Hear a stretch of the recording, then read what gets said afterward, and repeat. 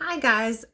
Today we are reading Stand Tall, Molly Lou Melon. I really like Molly Lou's big hair with the little ponytail coming out the side, and I was trying to do mine and I tied it in a knot. This is as close as I could get. And she's wearing a greenish, so this is my greenish shirt. So this is Stand Tall, Molly Lou Melon, written by Patty Lovell or Lavelle, illustrated by David Catro. Sometimes authors' names are unfamiliar, so we have to just do the best we can. All right, stand tall, Molly Lou Melon.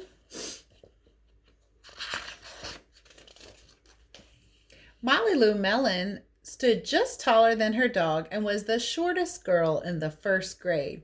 She didn't mind. Her grandma had told her, "Walk as proudly as you can and the world will look up to you."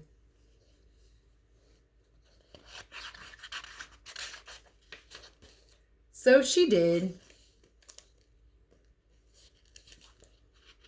I call my friend, I have a little friend who worried about being short. I call her the petite powerhouse. So you just have to find a good label for it. Molly Lou Melon had buck teeth that stood out so far she could stack pennies on them. She didn't mind. Her grandma had told her, "Smile big and the world will smile right alongside with you." I like this picture. So she did. Look at that grin. Woo! Molly Lou Melon had a voice that sounded like a bullfrog being squeezed by a boa constrictor. She didn't mind. Her grandma had told her, "Sing out clear and strong and the world will cry tears of joy." Maybe a little bit like my singing. So she did. Sometimes you just have to find the right audience. Look at her audience.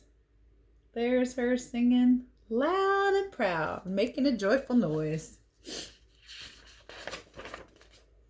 Molly Lou Melon was often fumble-fingered. She didn't mind. Her grandma had told her, "Believe in yourself and the world believe in you too." She's trying to help with the dishes, but some of them maybe broke. Oopsie. So she did. Oh, now she's juggling. Ooh, be careful, Molly Lou.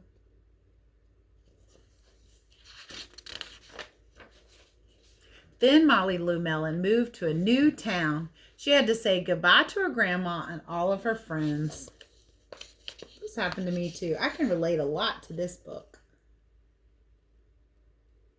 There she's moving. And start in a new school. Ooh, she's getting on the school bus. That's kind of scary when you're the new girl. Oh, see how Molly Lou handles it. On the first day of school, Ronald Durkin called her Shrimpo in gym class.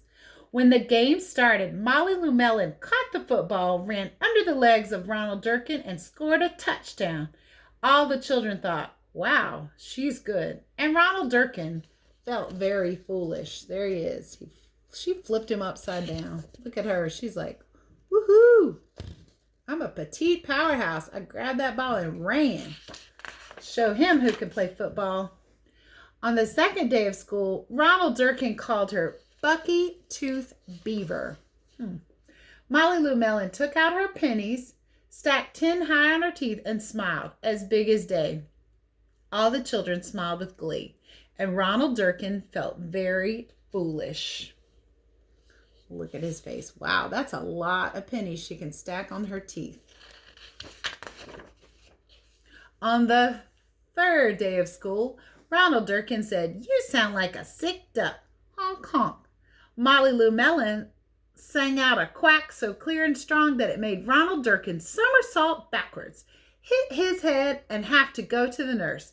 All the children cried with joy to be free of Ronald Durkin for the rest of the afternoon, and Ronald Durkin felt very foolish. That was a lot of words on that page. Look at that. She said, "Quack, quack, quack." On the fourth day of school, Ronald Durkin said that she'd made the snowflake all wrong, but Molly Lou Melon opened up her paper and revealed the most beautiful snowflake of all. So there's Ronald Durkin telling her she made it wrong. And then look at that. It's beautiful. And she has a place to stand in the middle. All the children oohed and awed. Even Ronald. On the 5th day of school, Ronald Durkin brought Molly Lou Melon a stacking penny for her tooth and smiled at her. Oh, Ronald is coming around. That night, Molly Lou Melon took out a pencil and paper and wrote a letter to her grandma. Dear Grandma, I wanted to tell you that everything you told me was exactly right. Love, Molly Lou Melon. Look at this. Grandma looks just like her.